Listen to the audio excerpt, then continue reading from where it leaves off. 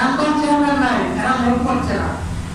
এই অবস্থায় সমাজের যারা দায়িত্বশীল আছে, আলহামদুলিল্লাহ দেশের আলেম ওলামা, কোরআন প্রিয় জনতা, জনগণের প্রতি আহ্বান রেখেছে আইন কেউ হাতে তুলবেন না, নির্যাতিত মানুষের পাশে দাঁড়ান, কারোর উপর অত্যাচার নির্যাতন করা যাবে না, অতীতের কোনো প্রতিশোধ নেওয়া যাবে না, কিন্তু নতুন করে কোনো যে ষড়যন্ত্র করার সুযোগ দেওয়া যাবে।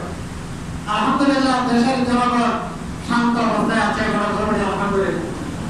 অতীতে যা ছিল তার চেয়ে অনেকটা ভালো আছে।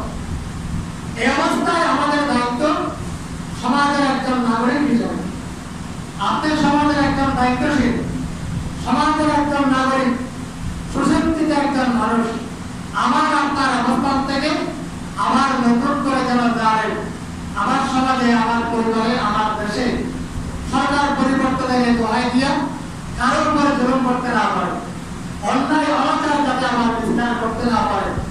এরপরে যেহেতু প্রশাসন এখানে হস্তক্ষেপ করছে না, প্রশাসন